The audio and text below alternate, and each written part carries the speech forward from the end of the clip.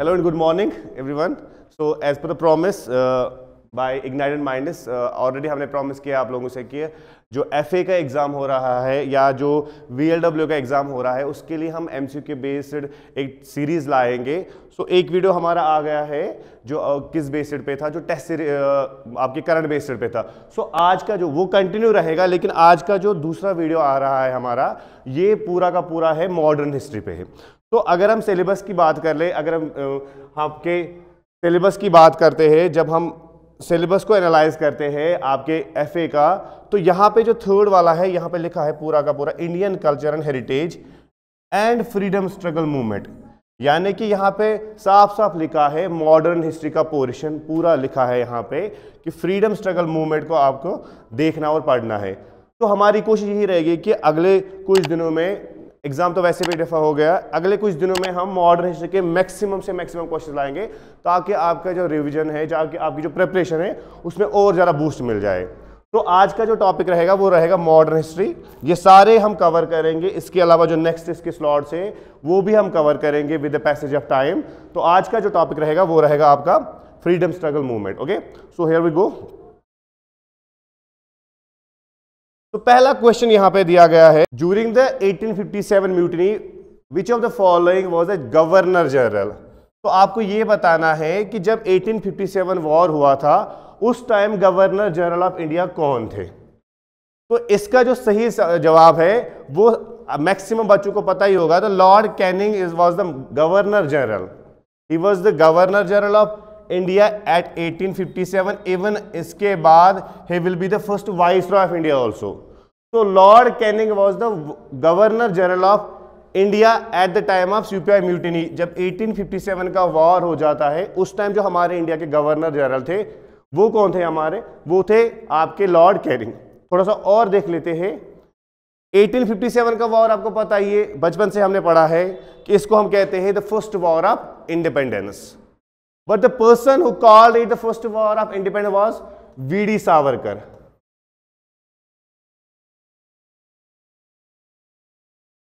Veer Damodar Savarkar was the person जिसने इस war को कहा था this is the first war of independence.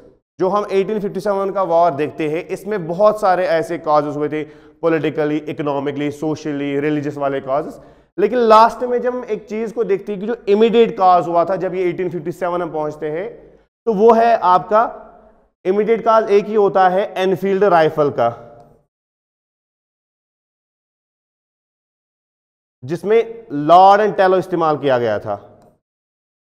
Lord and टेलो का मतलब होता है the fat of pig and cow का इस्तेमाल किया गया, जो दोनों मजहबों को क्या कर रहा था, हर्ट कर रहा था, हिंदूज को और मुस्लिम्स को भी. And all you know that कि जब ये चीज लाई गई थी, जब लॉर्ड एंड टेलो वाली जो एनफील्ड लाइफ लाई गई थी, उसमें क्या होता था, उसको खोलने के लिए, उसको यूज करने के लिए आपको मुंह से उसको काटना पड़ता था. तो पिग यानी कि मुस्लिम्स के लिए गलत था, उनके रिलीजन के खिलाफ था, या और बीफ या हम कहेंगे काउ का जो फैट था हिंदूज के लिए गलत था. So that was the immediate cause for revolt of 1857. वरना रिवोल्ट ऑफ 1857 के लिए ऑलरेडी बहुत सारे इससे पहले इतने बहुत सालों पहले क्या हुआ था, एक वॉर जमा हो गया था, पॉलिटिकली, इकोनॉमिकली, सोशली अलग अलग कॉज हो गए थे. लेकिन वो जो गुस्सा है वो कब फूट गया है, 1857 में. तो फिर अगर आपको पता है मंगल पांडे ने स्टार्ट किया था, लेकिन मीरठ से असल में इसको हम लेते हैं, क्योंकि बहरामपुर से जब मंगल पांडे इसको यूज करते हैं उसको वहीं पे सप्रेस किया जाता है. लेकिन उसके बाद क्या हम देखते हैं, मीरठ से इस रिवॉल्ट को स्टार्ट किया जाता है. मीरठ से फिर ये फैल जाता है इंडिया के नॉर्दर्न वाले मेजर वाले हिस्से में. सो आई होप पहला क्वेश्चन आपको समझ आया है कि ड्यूरिंग बहुत इंपॉर्टेंट है, 1857 के वॉर के टाइम हमारे जो वॉइस राय थे वो थे लॉर्ड कैनिंग. तो नेक्स्ट है कि आपको बताना है कि जो सर हॉज रोज है उसने किसको कहा था, उसने किसको डिस्क्राइब किया था या डिफाइन किया था कि bravest military leader of the rebel. यानी कि उसने ड्यूरिंग 1857 वॉर जब हो रही थी, ये एक ब्रिटिश के एक ऑफिसर है, आपको ये बताना है कि इस बंदे ने किसको डिफाइन किया था कि the best and the bravest military leader of the rebel. तो इसका सही आंसर है रानी लक्ष्मीबाई. अगर आपने वो सुना होगा, खूब लड़ी मर्दानी रानी झांसी की, तो ये वही है रानी लक्ष्मीबाई। इसके लिए इस बंदे ने, सर रोज ने क्या कहा था कि the best and the bravest military leader of the rebel. तो थोड़ा सा और देख लो यहां पे, अगर बात करें बाकी लीडर्स की जो यहां पे है, तो अगर बात करें, अगर थोड़ा सा देख लेते हैं यहां पे कि जो आपकी रानी लक्ष्मीबाई के अलावा जो यहां पे बाकी तीन हैं, वो देखते हैं उन लीडर्स के बारे में। बेगम हजरत महल जो थी ना, ये आप सबको पता ही है, बेगम हजरत महल लखनऊ से लड़ रही थी।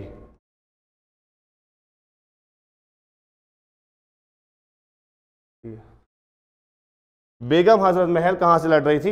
लखनऊ से लड़ रही थी।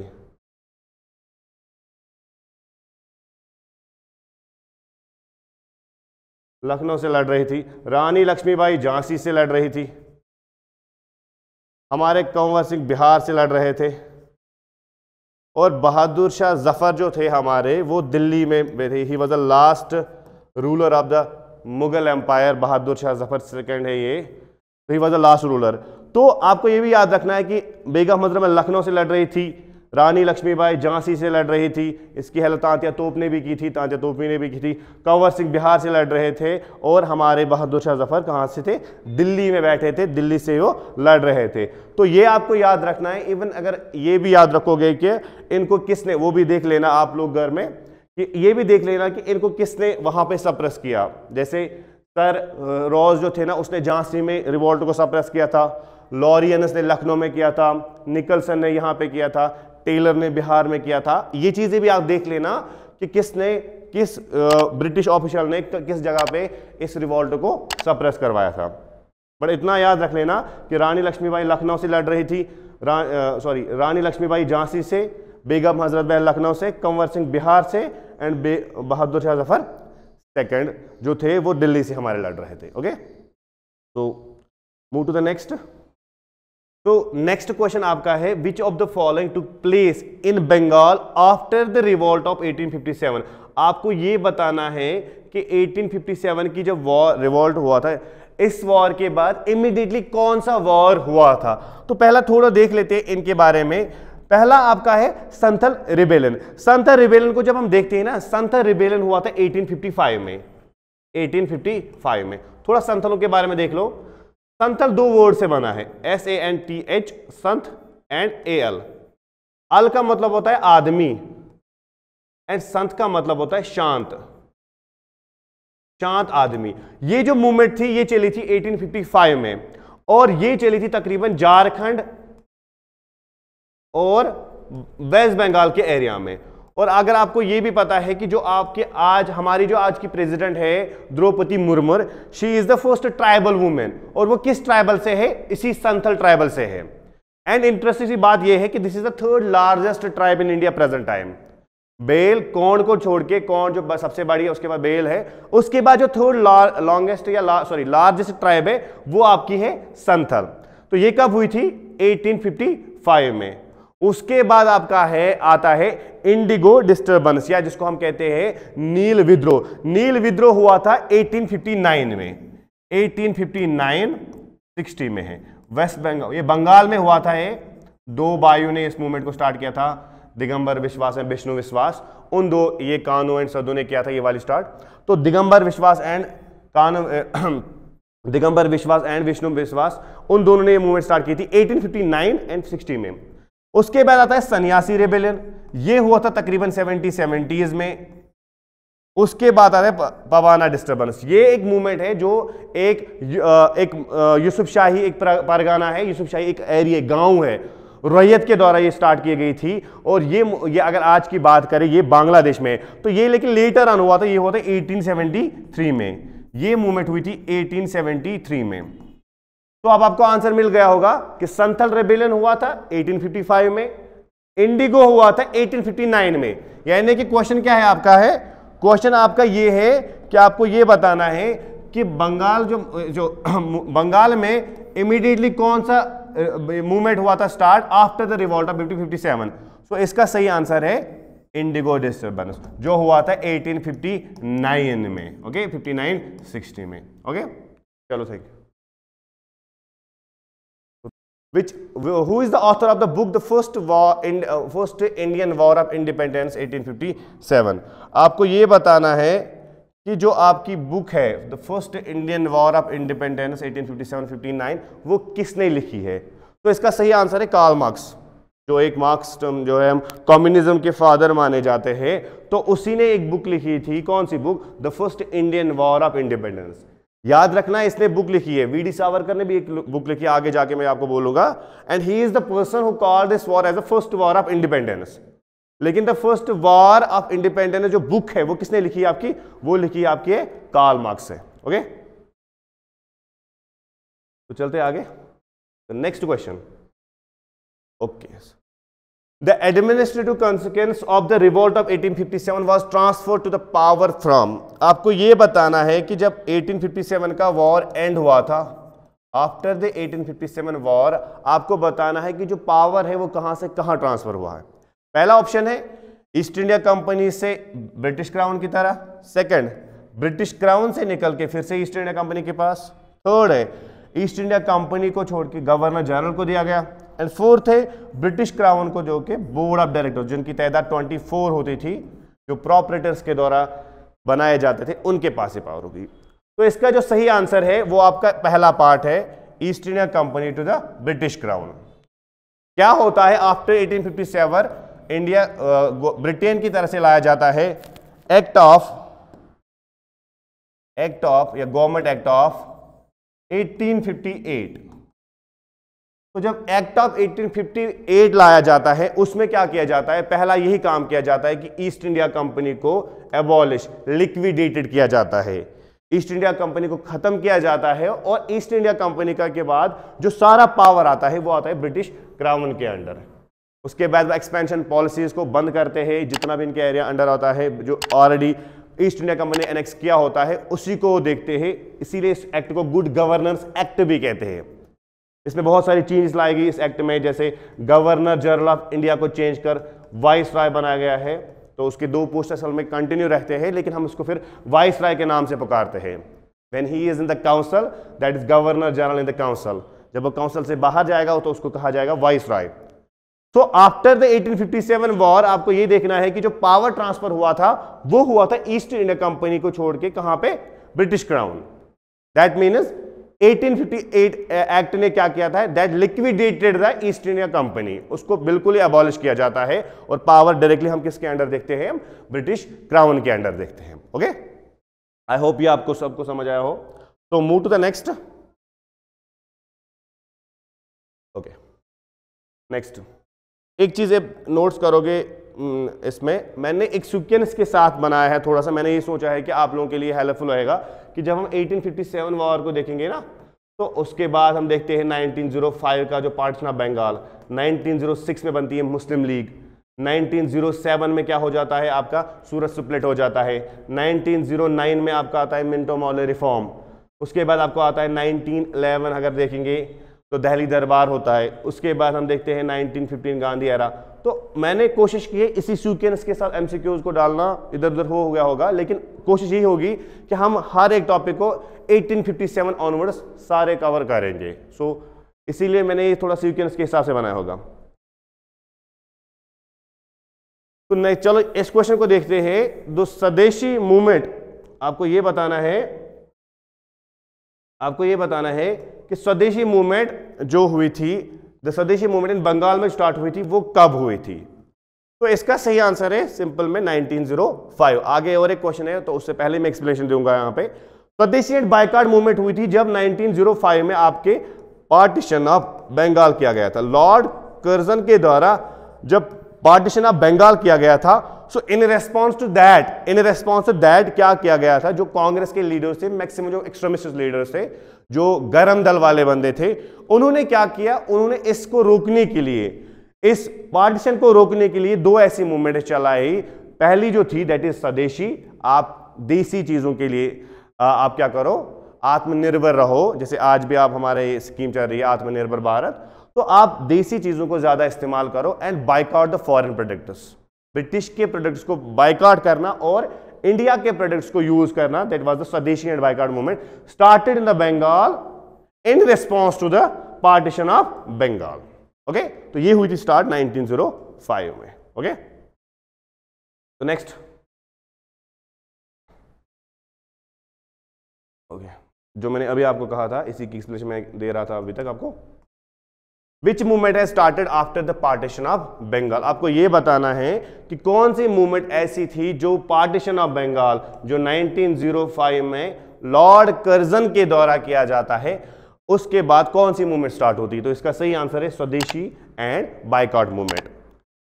ये तो होती है नॉन कॉपरेशन मूवमेंट, तो बहुत आगे होगी, 1942 में ये हो जाएगी, ये 1920s के इर्द गिर्द हो जाएगी, ये 1940 के इर्द गिर्द हो जाएगी, या 42, 41, 2, 43 ऐसी चलेगी ये।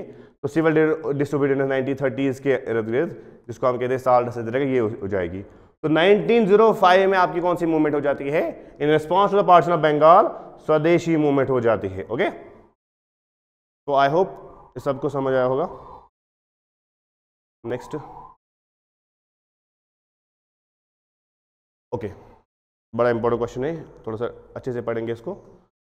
आपको यह बताना है which of the following awkward the last, इनमें से कौन सी मूवमेंट सबसे या कौन सी जो पॉलिसी है सबसे ज्यादा चलाई गई है। पहली आपकी है सब्सिडरी अलायंस, सेकंड आपकी है परमानेंट सेटलमेंट जिसको हम जमींदारी सिस्टम भी कहते हैं, थर्ड है पार्टीशन ऑफ बंगाल जो इससे पहले भी हमने एक्सप्लेन किया। एनेक्सेशन पॉलिसी का मतलब होता है doctrine of lapse, doctrine of lapse. अगर मैं आपसे ये बोलूंगा कि जो सब्सिडरी अलायंस है वो स्टार्ट हुई थी 1798 में, ये स्टार्ट हुई थी 1798 में, इसके जो फाउंडर थे वो थे लॉर्ड वेलेस्ली। लॉर्ड वेलेस्ली के द्वारा आपकी ये जो पॉलिसी लाई गई सब्सिडरी अलायंस, जिसमें ये बोला जाता है कि आपकी अगर ये टेरिटरी है, जिसने भी सब्सिडरी अलायंस को क्या किया है, साइन किया है कि आपकी टेरिटरी के अंडर हमारी फौज रहेगी, यानी कि ब्रिटेन की फौज रहेगी, और आपको बदले में उसको क्या देना है, सब्सिडी देनी है, आपको उनकी सैलरी देखनी है, उनको खाना देना है, बाकी सारी चीजें उनको देखनी है। तो सब्सिडरी अलायंस लाई गई थी लॉर्ड वेलेस्ली के द्वारा 1798 में, and Nizam of Hyderabad was the first that was annexed या that signed the subsidiary alliance. तो Nizam of Hyderabad, Nizam of Hyderabad was the first that was annexed under the subsidiary alliance. Okay, अब आता है नेक्स्ट आपका परमानेंट सेटलमेंट। परमानेंट सेटलमेंट को हम दूसरे नाम से पुकारते हैं जमींदारी सिस्टम। परमानेंट सेटलमेंट लाया गया था लॉर्ड कॉर्नवेलिस के द्वारा।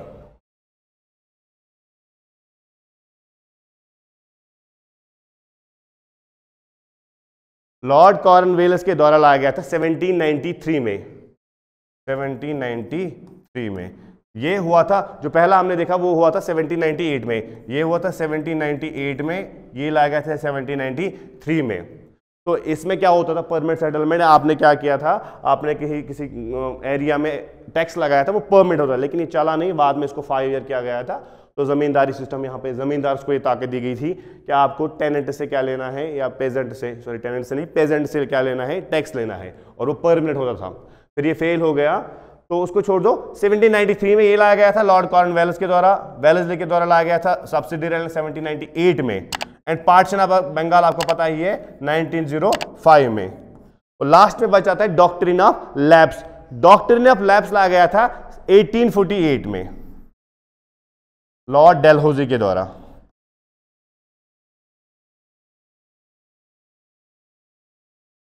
लॉर्ड डेलहौजी के द्वारा लाया गया था एनेक्सेशन पॉलिसी, जो डॉक्ट्रिन ऑफ लैप्स है, इसमें 1848 में लगा। इसमें क्या होता था कि अगर एक रूलर के पास अपना हायर नहीं, अपने खून का वंशज नहीं है, तो वो नेक्स्ट, अगर वो एडॉप्टेड सन लाएगा तो वो नेक्स्ट किंग नहीं या रूलर नहीं बन सकता था। This was the annexation policy.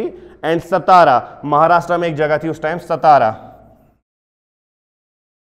Satara was the first state that was annexed under the doctrine of lapse.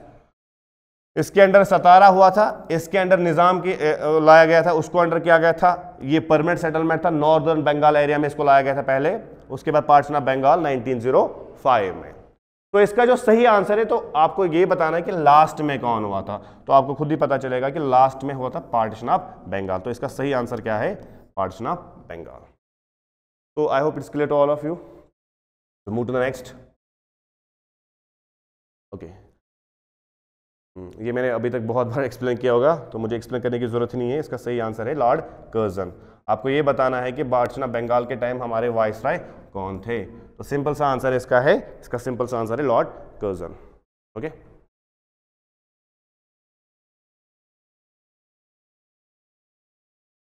Okay next 1906 में आपको ये बताना है कि after the partition of Bengal जब हो जाता है, तो देखो 1906 में दो चीजें होती है। 1905 में पार्टीशन ऑफ बंगाल हो जाता है, 1906 में कलकत्ता सेशन भी होता है आईएनसी का, जहां पे पहली बार वो स्वराज की बात करते हैं, यानी कि नॉट पूर्ण स्वराज, पूर्ण स्वराज हम आगे देखेंगे, स्वराज की पहली बात हो जाती है कहां पे, 1906 में कलकत्ता सेशन में। लेकिन इसी 1906 के ईयर में एक और चीज हो जाती है, या मुस्लिम लीग की फाउंडेशन बन जाती है, और उसका सही आंसर है Dhaka. Aga Khan third was the first president. Aga Khan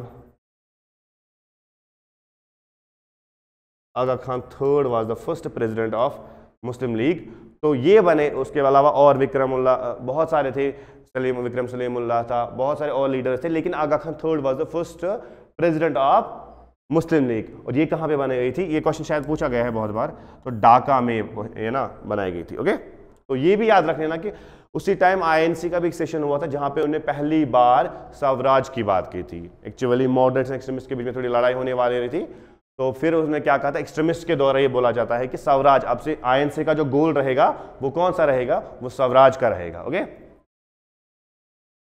तो नेक्स्ट, ओके हाँ, इसी की बात मैं अभी कर रहा था। तो ये बताना है आपको कि सूरत स्प्लिट कहां पे हुआ था। सूरत स्प्लिट मशहूर क्यों है, क्योंकि सूरत में हम क्या देखते हैं, ये वो दौर होता है जब देखो 1905 में जब पार्टीशन ऑफ बंगाल हो जाता है, 1906 में आपका क्या रहता है, मुस्लिम लीग भी बनती है, और 1907 में क्या हो जाता है आपका, 1907 में आपका क्या हो जाता है, सूरत स्प्लिट होता है। और ये वही सूरत स्प्लिट है जहां पे हमारे आईएनसी के दो हिस्से हो जाते हैं। एक होता है आपका नरम दल, जिनको हम मॉडरेट्स कहते हैं, और दूसरा होता है आपका गरम दल, जिनको अर्ली रेवोल्यूशनर्स भी कहा जाता है। इनको जो गरम दल है, जिनको हम कहते हैं एक्सट्रीमिस्ट्स, जिसमें सबसे बड़े लीडर्स थे पाल लाल एंड अरबिंदो घोष। विपिन चंद्र पाल, बाल गंगाधर तिलक, लाला लाजपत राय एंड अरबिंदो घोष। तो ये क्या होता है, सूरत स्प्लिट होता है 1907 में। आपको याद रख लेना है कि जब 1906 के बाद 1905 में पार्टीशन ऑफ बंगाल हो जाता है, यहीं पे असल में वो बेल बोलते हैं कि हमें अलग होना, क्योंकि आइडियोलॉजिकल डिफरेंस होती है। ये बड़े गरम दल वाले होते हैं, इनकी आइडियोलॉजी अलग होती है, रेवोल्यूशनरी वाली आइडियोलॉजी होती है इनकी, लेकिन ये वाले कॉन्स्टिट्यूशन रिफॉर्मर्स के हिसाब से लाते थे कि हमें जो भी लाना है कॉन्स्टिट्यूशन के हिसाब से लाना है, सही तरीके से लेना है। तो ये एक्सट्रीमिस्ट जो थे, तो पहले से ही इनके बीच में लड़ाइयां हो रही थी, लेकिन इसका जो नतीजा निकला हमें, वो निकला सूरत स्प्लिट में, जहां पे दो हिस्से हो जाते हैं आईएनसी के, मॉडरेट्स एंड एक्सट्रीमिस्ट्स। आगे जाके 13 में फिर से मिल जाते, मर्ज होता है। लेकिन इतना आपको याद रखना है कि 1907 में जब सूरत का ये होता है, सेशन होता है, तो और ये भी याद रख लेना कि सूरत सेशन में आपको राज बिहारी बोस, उसको प्रेसिडेंट चुना जाता है।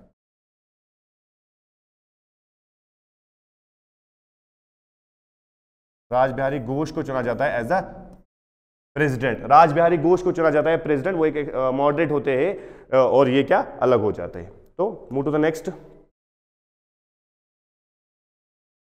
ओके हाँ, इन विच ईयर आपको ये बताना है कि आपकी जो कैपिटल है कौन, दिल्ली, उसको कब बनाया जाता है इंडिया की कैपिटल। उससे पहले जो कलकत्ता होती थी, दिल्ली को कब शिफ्ट किया जाता है क्या, एज ए कैपिटल।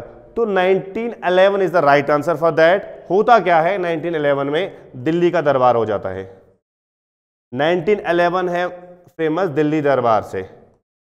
अब दिल्ली दरबार में क्या हो जाता है, यहां पे जो आपके King George fifth and Queen Mary है, वहां से जो हमारे क्या हो जाता है, आपके ब्रिटेन में वहां से ना पोजीशन चेंज हो जाती है वहां की किंग की। तो कोई जो उसकी जो और किंग है, किंग जॉर्ज फिफ्थ वो बनते हैं फिफ्थ, नेक्स्ट बनते हैं आपके किंग किसके, ब्रिटेन की। तो उसी को कॉमेमोरेट करने के लिए या उसी को क्या करने के लिए, डिजिग्नेट करने के लिए, he is the emperor empress of India. इसके लिए दिल्ली में Lord Hardinge, he was the viceroy at that time, उसके द्वारा एक बड़ा सा दरबार लगाया जाता है जहां पे वो दो अनाउंसमेंट करते हैं।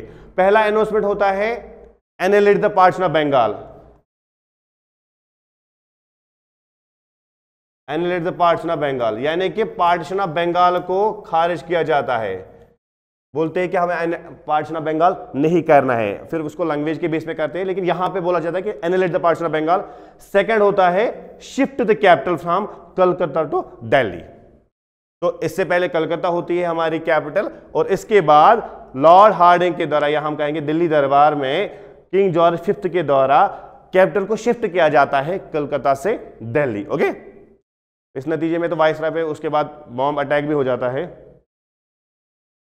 तो बट यह आपको याद रखना है कि 1911 में ही आपकी कैपिटल शिफ्ट होती है, कहां से, कलकत्ता से दिल्ली। Okay, next. हाँ, अभी मैंने इसकी बात की थी, ये वही सेम क्वेश्चन है कि जब कैपिटल शिफ्ट हुई थी दिल्ली, कलकत्ता से दिल्ली, आपको ये बताना है कि उस टाइम वाइसराय कौन थे। आंसर है इसका पहला ही, Lord Hardinge was the viceroy. और इसी के फिर आगे जाके अगले साल में ही इस पे बॉम्ब अटैक हो जाता है, जिसपे फिर वो कॉन्स्पिरेसी केस चलती है, वो अलग सा टॉपिक है, वो देखेंगे आगे। तो नेक्स्ट है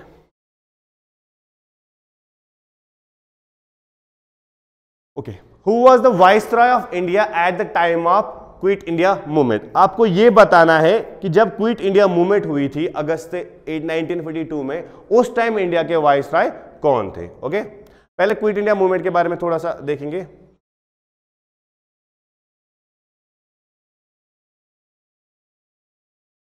तो क्विट इंडिया मूवमेंट हुई थी 8 अगस्त को 1942 को, जहां पे आपके गांधी ने नारा दिया था डू और डाई का।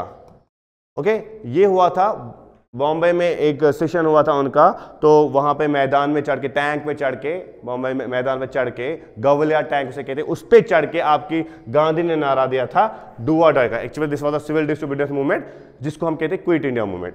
और ये भी याद रख लेना, the Quit India name was not given by the Gandhi, it was given by Meher Ali, Yusuf Meher Ali, Yusuf Meher Ali.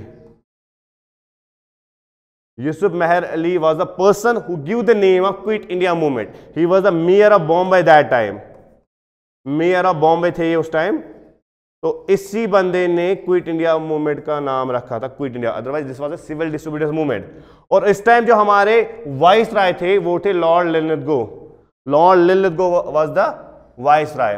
थोड़ा बैक पे जाएंगे, ये वो दौर था कि जब 1939 में फर्स्ट वर्ल्ड वॉर हुआ था, and without the approval of INC इन्होंने इंडिया को धकेला था वॉर में। उसके बाद अगस्त ऑफर आया था 1940 में, फिर 40 तकरीबन 1941 में या 42 में आया था क्रिप्स मिशन भी, बट वो फेल हुए थे और वहां से जापान बड़े अटैक कर रहा था।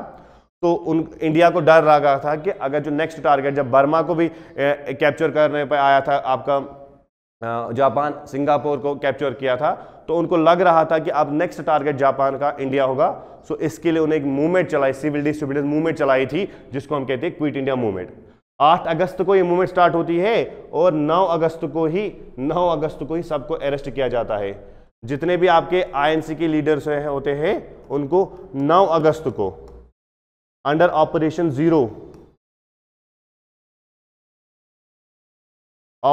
जीरो के अंडर इनको अरेस्ट किया जाता है 9 अगस्त को। 8 अगस्त को मूवमेंट स्टार्ट होती है जहां पे इंस्ट्रक्शन दिया जाता है गांधी के द्वारा, और 9 अगस्त को ही ऑपरेशन जीरो के अंडर पूरी की पूरी आईएनसी टीम को अरेस्ट किया जाता है। इसीलिए इस मूवमेंट में हम एक और चीज को देखते हैं, इंटरेस्टिंग फैक्ट है कि हम क्या देखते हैं, नए लीडर्स उभर कर आते हैं।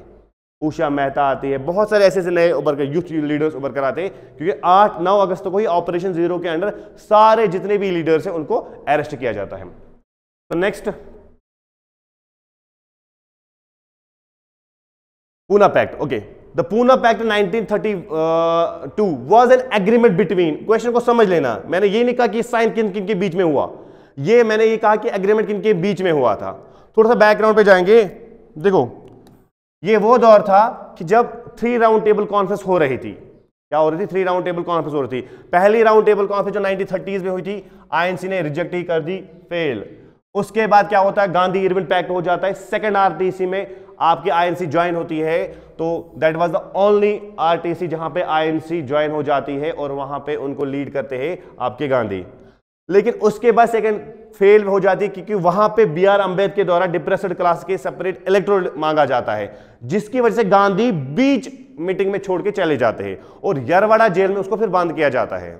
बिकॉज जो ही वो लंदन से निकले, यहां पे बिल्कुल पता था लोग ब्रिटिश ऑफिसर्स को कि वो बंदा क्या करने वाला है। सिविल डिसोबीडियंस मूवमेंट चल रही थी, उसका सेकंड फेज जिसको आप साल्ट सत्याग्रह कहते हैं, उसका सेकंड फेज स्टार्ट करने वाला था वो बंदा। उसको यरवाड़ा जेल में, पुणे के यरवाड़ा जेल में, पुणे के यरवाड़ा जेल में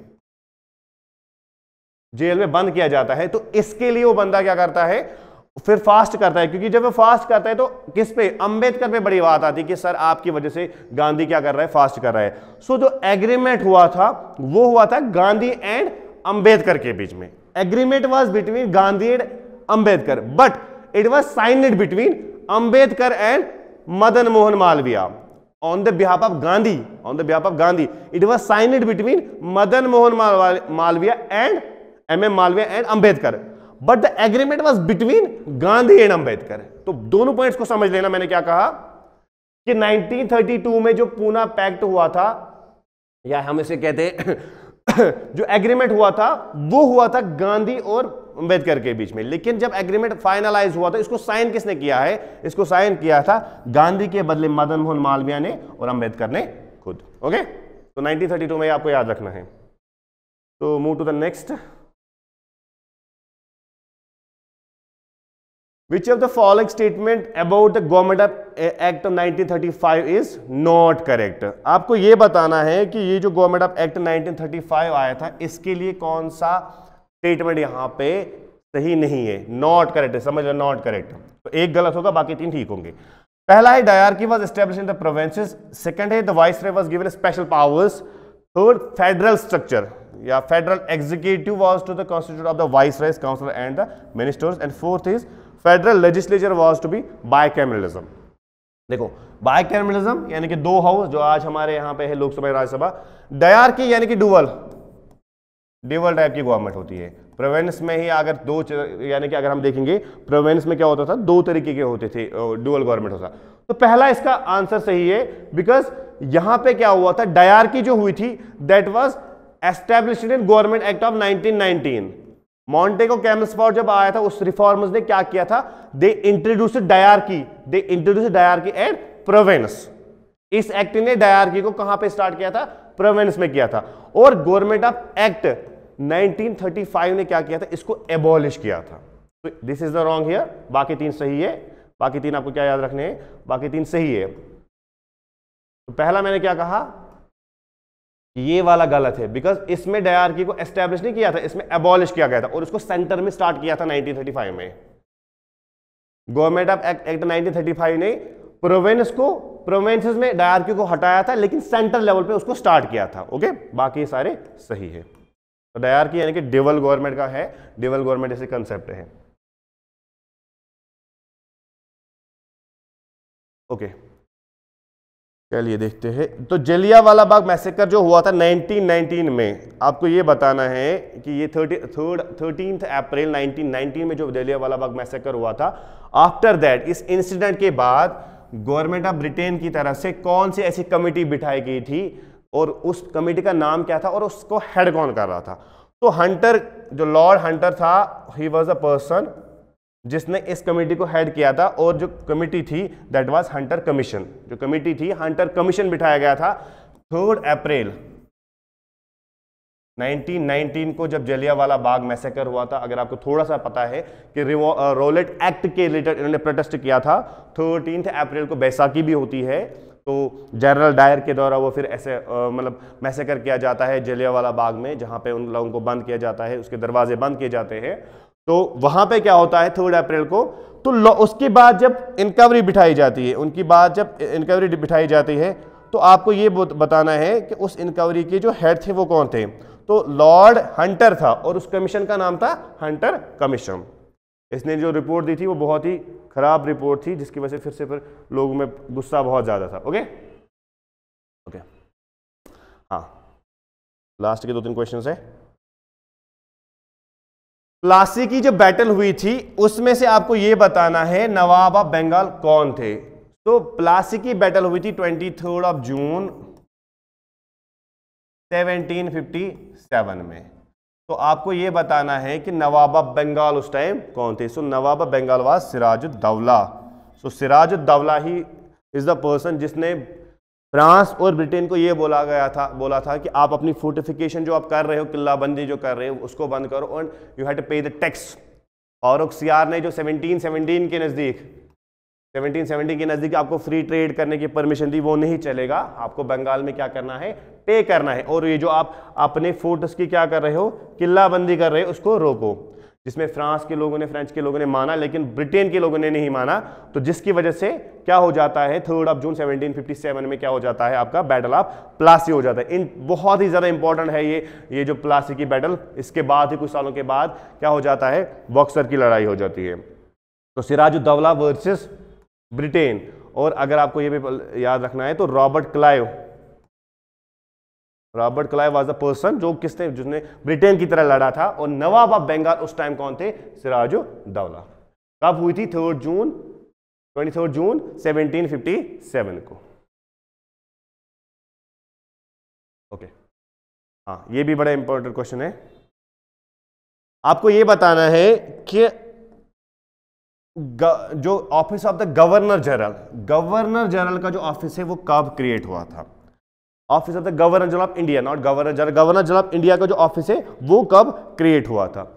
अब देखो यहां से थोड़ा सा, जब ब्रिटेन की गवर्नमेंट आई थी, उनके बाद जब प्लासी की बैटल हुई, बक्सर की बैटल हुई, देन आफ्टर दैट उन्होंने ईस्ट इंडिया कंपनी को रेगुलेट करना स्टार्ट किया। तो उन्होंने कुछ एक्ट्स भेजे थे। तो पहले यहां पे होता था गवर्नर जनरल, क्या होता था, पहले होता था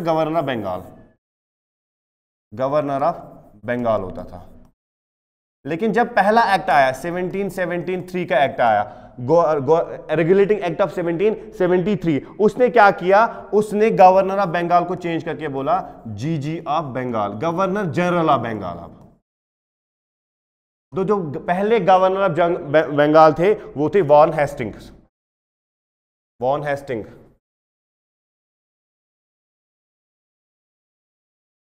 Hasting was the first governor general of Bengal. उसके बाद जब आगे देखते हैं, उसके बाद क्या हो जाता है, ये जो गवर्नर जनरल ऑफ बंगाल होता है ये चेंज हो जाता है गवर्नर जनरल ऑफ इंडिया में। किस में हो जाता है, गवर्नर जनरल ऑफ इंडिया में। तो इसको कहते हैं charter act of 18, not government of Indian act, government of India act नहीं आएगा। चार्टर एक्ट ऑफ 1833 क्या करता है, इसको चेंज करके, इस डिजिग्नेशन को चेंज करके क्या बनाता है, गवर्नर जनरल ऑफ इंडिया बनाता है। और आप सबको पता है कि पहला गवर्नर जनरल ऑफ इंडिया था विलियम बेंटिक।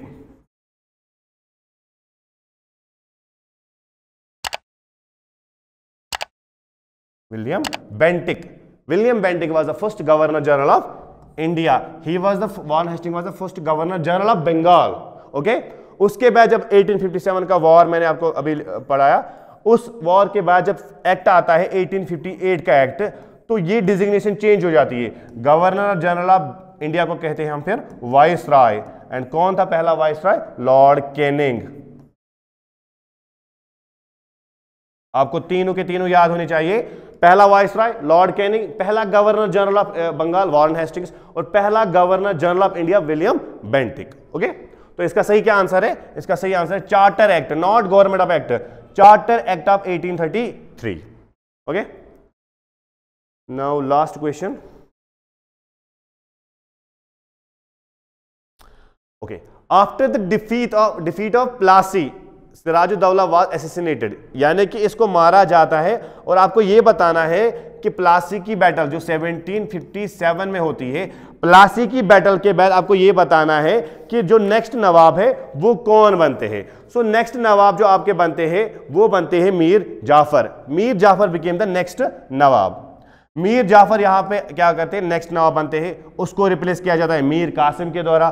फिर मीर कासिम एक अलायंस बनाते हैं नवाब अवध के साथ, और आपके